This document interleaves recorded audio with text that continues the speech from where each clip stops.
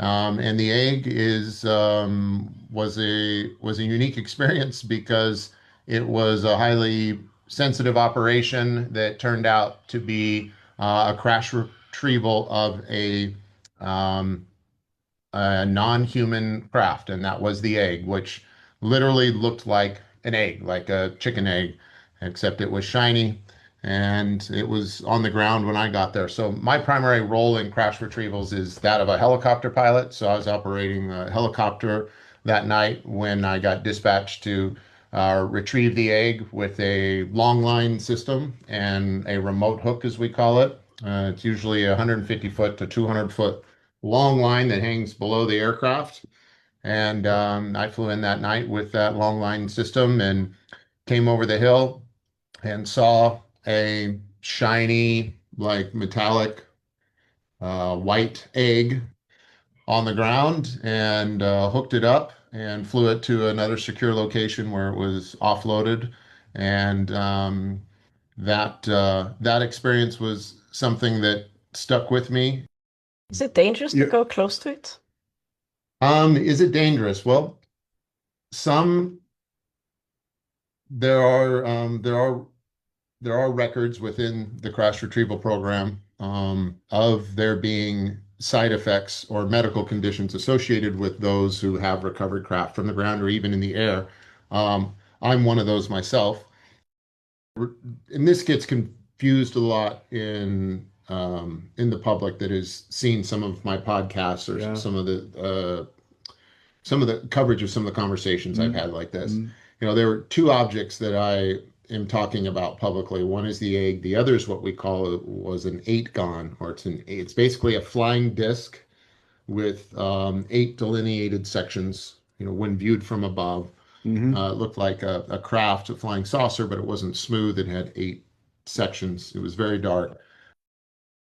And by the time I was over the object, flying, trying to lift it off the ground, I was in tears. Um, I didn't know if I thought maybe someone had drugged me or I was mm. having an emotional breakdown of some kind from to stress, cortisol.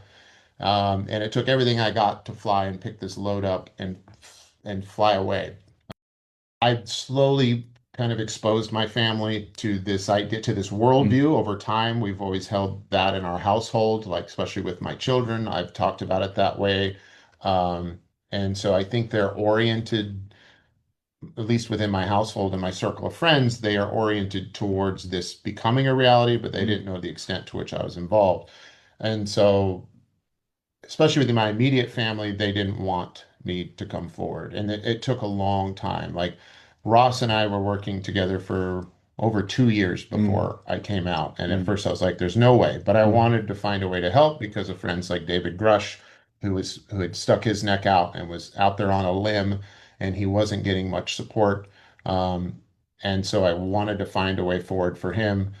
And I just had to assure my family that I didn't have a choice, that I had an obligation, and that I'd done my best to ensure that it was going to be okay for us. Mm. There was the surprise and the embarrassment because I knew there was going to be backlash. Yeah.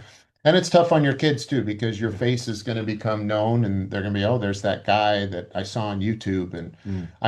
most of my life was spent very private and very secretive. Mm. And there's no benefit for us, for my family, for being known. Like we have worked really hard and we have become very stable financially, very stable socially, and there was only the possibility for loss in this. It was an act of service, and it was something that I knew I had a piece of the puzzle, and that puzzle needed to be completed because I was leaving other good Americans hanging out there that had come forward. Okay.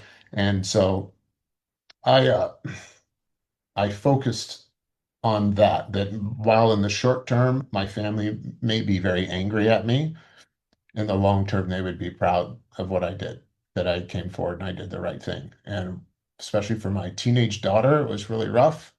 Um, but when I knew that when she grew older, that I'd hoped that she would look back and understand that it was a moral obligation and that it was an act of virtue and bravery that motivated me to come out.